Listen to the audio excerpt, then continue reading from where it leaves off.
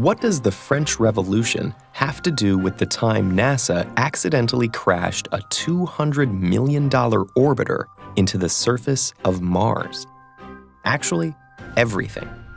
That crash happened due to an error in converting between two measurement systems, U.S. customary units and their SI or metric equivalents. So what's the connection to the French Revolution? Let's explain. For the majority of recorded human history, units like the weight of a grain or the length of a hand weren't exact and varied from place to place. And different regions didn't just use varying measurements, they had completely different number systems as well. By the late Middle Ages, the Hindu-Arabic decimal system mostly replaced Roman numerals and fractions in Europe. But efforts by scholars like John Wilkins to promote standard decimal-based measures were less successful. With 250,000 different units in France alone, any widespread change would require massive disruption. And in 1789, that disruption came. The leaders of the French Revolution didn't just overthrow the monarchy.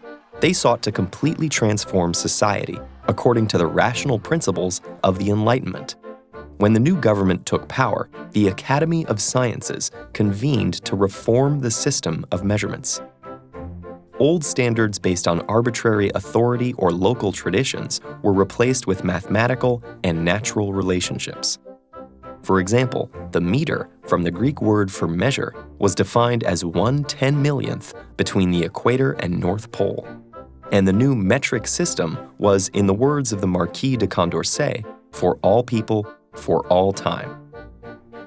Standardizing measurements had political advantages for the revolutionaries as well.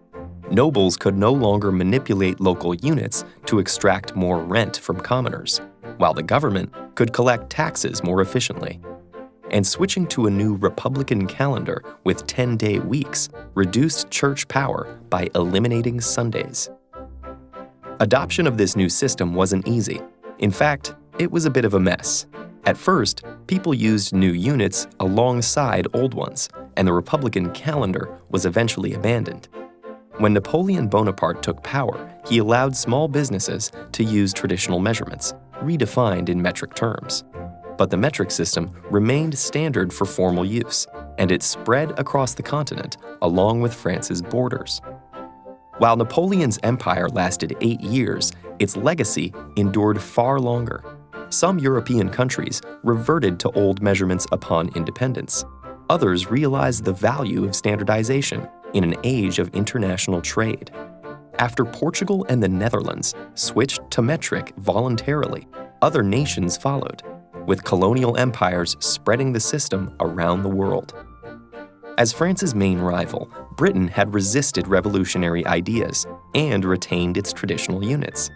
But over the next 2 centuries, the British Empire slowly transitioned, first approving the metric system as an optional alternative before gradually making it official. However, this switch came too late for 13 former colonies that had already gained independence. The United States of America stuck with the English units of its colonial past, and today remains one of only 3 countries which haven't fully embraced the metric system.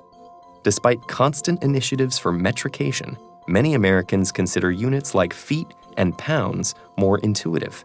And ironically, some regard the once revolutionary metric system as a symbol of global conformity. Nevertheless, the metric system is almost universally used in science and medicine, and it continues to evolve according to its original principles. For a long time, standard units were actually defined by carefully maintained physical prototypes. But thanks to improving technology and precision, these objects with limited access and unreliable longevity are now being replaced with standards based on universal constants, like the speed of light.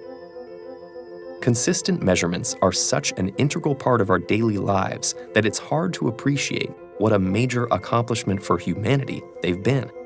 And just as it arose from a political revolution, the metric system remains crucial for the scientific revolutions to come.